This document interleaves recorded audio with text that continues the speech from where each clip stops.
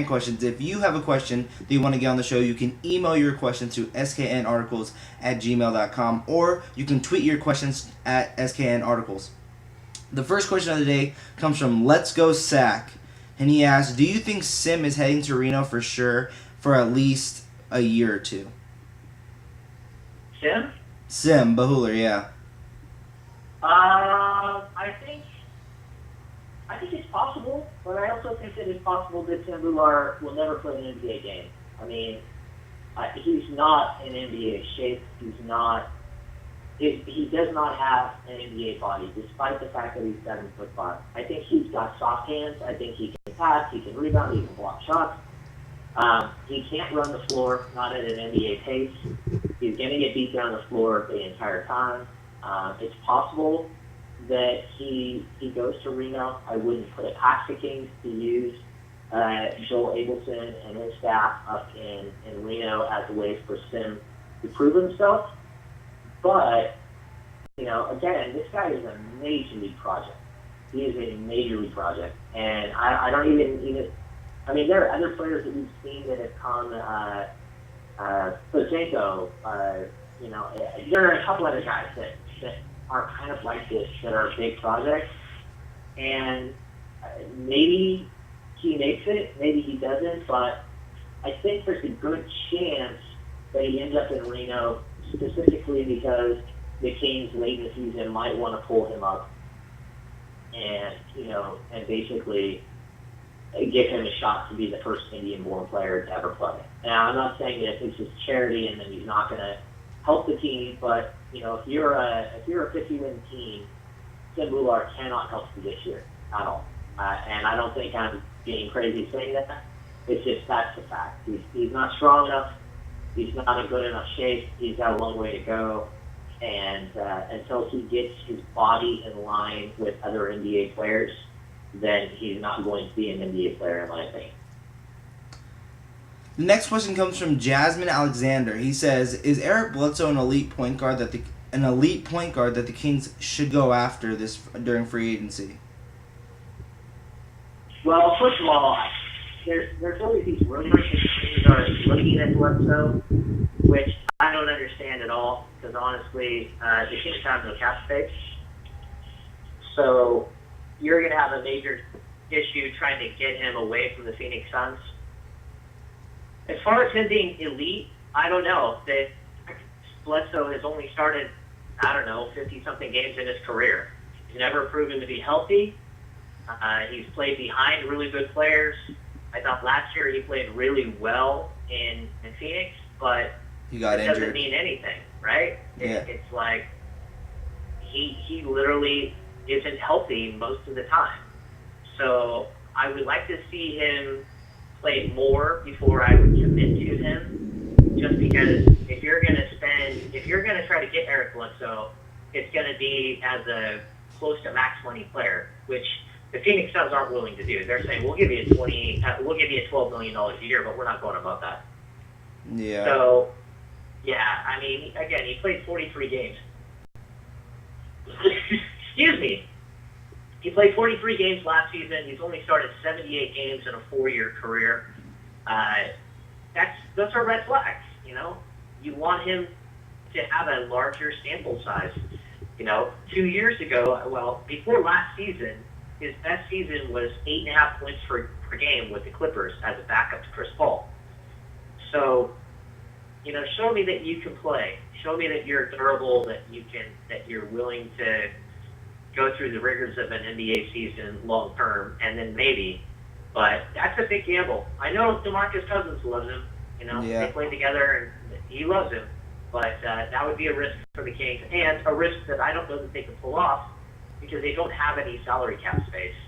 So if they were going to pull off a deal like that, Phoenix would have to pay them. Would have to take on major players from the Kings in order to make any deal work, and that's not going to happen.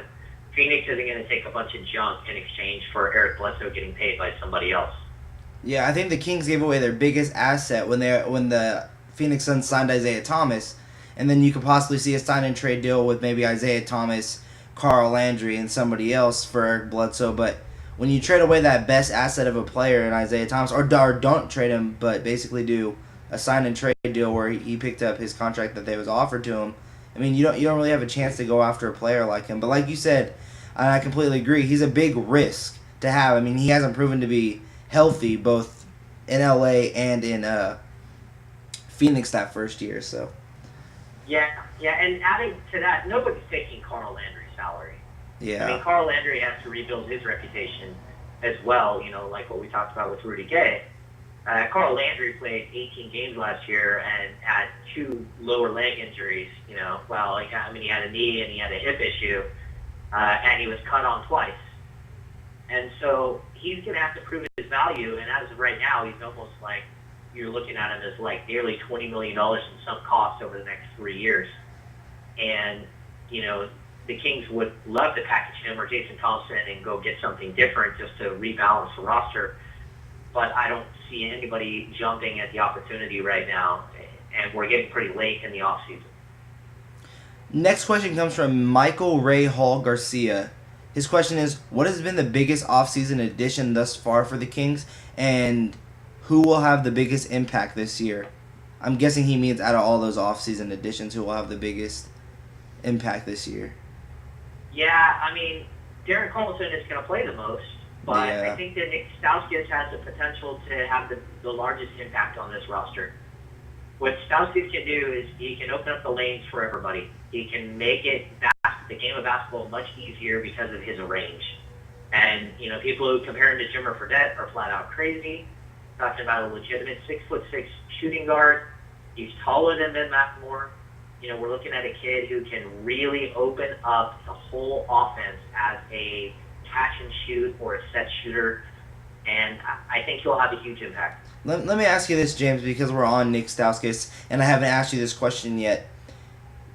Is it a competition for the starting shooting guard spot? And if so, who do you think is a better fit at that starting 2 spot? Whether it be Ben McLemore, just because he has a year under his belt, or Nick Stauskas, because as of right now, I mean, to me, he has a little bit more that he brings offensively, especially since he has that ball handling ability and the ability to play in pick and roll situations, you know, kind of give him that edge of possibly being the starter come opening night.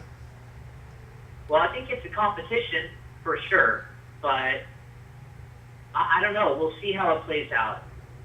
I think that Stauskas is a better fit with this team. And I think that McLemore off the bench as a major scorer until he figures out his game is a good fit as well. I don't know, I think Stauskas could get lost in the shuffle off the bench. But then again, he might be a fireball, knockdown three-point shooter. I think that McLemore is going to be a better defender than Stauskas long term. But until McLemore gets his dribbling and his ability to catch the ball under control, I think he's a ways away from being a player that you want to count on for substantial minutes. Like if McLemore plays, more than half the game this year, if he plays more than 24 minutes, I would be surprised. And I think that he's better suited until he gets his game to the next level to play, 18 to 22 minutes a game as a guy who's coming in and bringing energy and running the floor and, maybe in certain situations being a defensive player. But we'll see. We'll see. It's going to be a heated competition. We saw a little bit of that in Summer League. But, again, what we saw was in McLemore, the competition made him he was more aggressive, but he was also turning the ball over a lot more, and the Kings can't have that. All right, so here's our we have one more question after this. Okay, so here's the next question, and it comes via email, and there's no name on the email, so it's just the question. What are you hearing about the Rajon Rondo trade, and would you do this trade if you were Boston? Would you do Reggie Evans, Derek Williams, and Ben McLemore for Rajon Rondo? Well, I wouldn't do that trade without a first-round pick. I think that's the one problem the Kings have. They don't have any first-round picks. So I don't know. If I'm Boston, I don't know if I feel. But then again, Rondo is a free agent at the end of the season. He's coming off ACL surgery. He didn't play back-to-back games most of the season last year. He's a little bit damaged. He's got personality quirks. You're a rebuilding team, so maybe you do it if you're Boston. I just wonder if there's not a better package out there for them, because Derek Williams hasn't shown that he's willing to be a great NBA player. He's got the tools, but he hasn't taken that next step sort of mentally to be a great player. Ben McLemore wants to be a great player, and I know that the Kings love Reggie Evans, and I don't know if they'll part with him because there are other players they can throw in to make that deal work. But I expect if that deal does get done, and I'm not saying that it is going to get done, it's a rumored deal that's been going on forever, right? The Kings, Jeff Petrie chased Rajon Rondo. I mean, it's like their in Billy Dean terms, it's their it's like their guy that they've been, their white knight, their guy that's going to come in and change everything. And I don't know. I think that they're chasing windmills. I think is what they're doing. I don't think that they're going to be able to pry Rondo away from the Celtics. But you never know. And we'll see how it plays out. I mean, it's going to play out quickly because training camp is just around the corner, and any deal that gets done will be done probably before training camp. You're not going to switch up your roster again in the middle of training camp and then hope to work something out. So, yeah, your guess is as good as mine, Vince. I know that the Kings have chased Rondo forever. Yeah. But you brought up Isiah Thomas as a trade piece, and I know that was something that was talked about early in the offseason, was that Boston was kicking the tires on Isiah with the possibility of doing a sign and trade. And I think Boston would have really enjoyed having Isiah Thomas along with Ben McLemore and maybe a first-round pick, as opposed to Derek Williams or some of the other options that the Kings can put forth. I remember reading it somewhere, or someone telling me, and I can't remember who it was or where I read it, anything like that, but Boston, what it said was that Boston is interested in keeping Rondo, but they're also open-minded to trading Rondo, but they want to see first how Marcus Smart does on the next level once the NBA season begins. So I think that might take into effect as well, as like if Marcus Smart is something that they could start building around. Maybe Rajon Rondo is something they start looking to trade, since like you said, he will be a free agent after this season. So there's that. Yeah. And the final question comes from Jessica, and there's no last name because it's email. So Jessica asks, is there a chance Rudy Gay is not a King by the end of this season and they trade him at the deadline? He does not seem like he wants to really be here since he didn't opt out and sign a new contract. I'll say this. Anything's possible. And there's a reason why Rudy Gay didn't sign a long-term contract with the Kings before the deadline. Like, he opted in because he's owed a tremendous amount of money. And you can't fault a guy for opting in when he's owed that much money. I mean, that's $19.3 million is not something that Rudy Gay is probably going to get again. I mean, he might get good money, but he's not going to get $19.3 million. Right. I don't know. If the wheels fall off this bus and it's out of control and they're clearly not going anywhere this season, I could see a way that the Kings could trade Rudy Gay, but I don't think that you should count on that, because I think the Kings they think that if they can fix Rudy Gay, it can help them rebuild. I mean, it does more than just help Rudy Gay. It also helps, the Kings in getting free agents and showing that their coaching staff is good enough to fix a player who had had some issues, who had kind of had his reputation blown apart. So, I mean, I think there's tons of potential here with Rudy Gay, but all options will be considered when it comes to this, because if you can make your team better, you have to do it. Or if you're not going anywhere and you know that, and someone's willing to give you, young pieces or draft picks or something like that, I think you have to consider it And, the Kings have been wheelers and dealers all along, and I wouldn't doubt that they wheel and deal some more, specifically if Rudy Gay is telling them, look, I'm not coming back. So I think we'll know a lot more around the beginning of the year. If the Kings are anywhere near the playoff run, or if they're even in the conversation, then maybe we see something, then maybe we see them hold tight and start adding pieces. If they're way out of the contention, if they're falling apart yet again, then we're going to know right then that, like, look, everybody's available. And that's totally possible.